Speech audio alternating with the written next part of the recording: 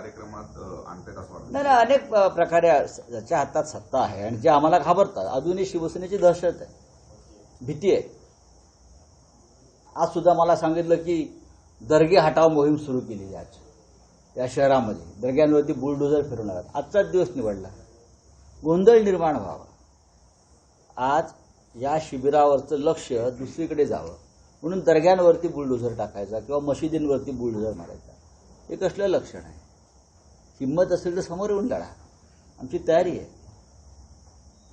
तुम्हाला वातावरण नासवायचं, वातावरण खराब करायचं, पण ज्यांना देशच तोडायचा आहे त्यांनी दर्गे तोडले, याचं काय आश्चर्य वाटण्याचं कारण नाही. ही कारवाई नंतर करू शकत होते. 100% कारवाई नंतर करू शकत होते ना, पण आजचा दिवस निवडला कारण आज येथे माननीय उद्धव ठाकरे येत आहेत, आदित्य ठाकरे पोहोचलेले आहेत, शिवसेनेचे नेते आले, सगळे आमचे सहकारी आलेले आहेत, त्यानंतर शिवसैनिक इकडे पोहोचत आहेत.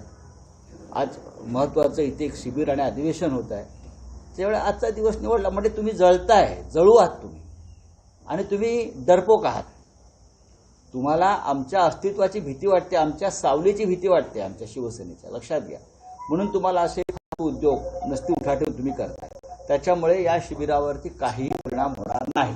शिबिर जोरात ग्रामीण भागातून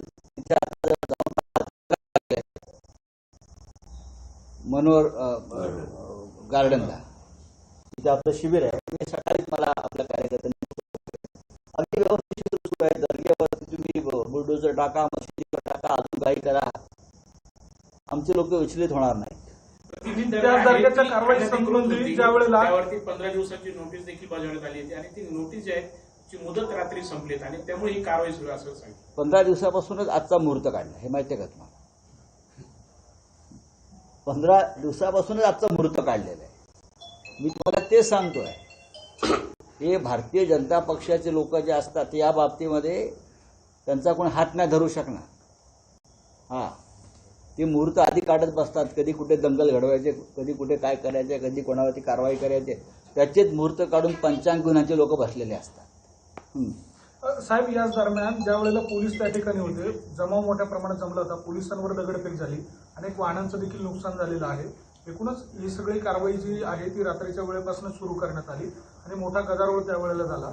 अनेक पोलीस देखील जखमी आहेत, त्यांच्यावर उपचार सुरू आहेत. अत्यंत चुकीचं आहे अशा प्रकारे दंगली घडणं.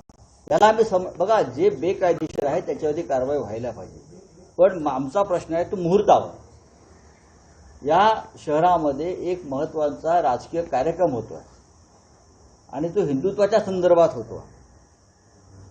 तो हिंदुहृदय सम्राट बाळासाहेब ठाकरेंच्या शिवसेनेचा होतो आहे. म्हणजे तुमच्या मनामध्ये बाळासाहेब ठाकरेंविषयी किती पोटशूळ आहे की आजचा दिवस डिस्टर्ब करायचा, उद्ध्वस्त करायचा, हा, लोकांमध्ये भीती निर्माण करायची. उद्याही करू शकला असतात तुम्ही. आजची मध्यरात्र सुद्धा तुम्हाला त्यासाठी करता आली असती ना, पण शिबिराला गालबोट लावायचं, बाकी काय नाही. तिकडे याच इकडे शिबिर होतंय, तिकडे आज दादा भुसेंनी अचानक महापालिकेत बैठक लावली, कारवाई होतीये, हे सगळं घाबरलेले, भीती घाबरलेले, हे सगळे घाबरून पळून गेलेले लोक आहेत, डरपोक लोक आहेत. त्याच्यामुळे ते अशा कारवाया करणार असते. त्यांना हे पाहवत नाही की एवढे आम्ही तोडफोड करून, इतकी माणसं फोडून विकत घेऊन सुद्धा हजारोच्या संख्येने हे शिवसैनिक जमतात कसे आणि यांचे अशा प्रकारचे भव्य कार्यक्रम पक्षाचे होतात कसे, या चिंतेने ते अस्वस्थ आहेत.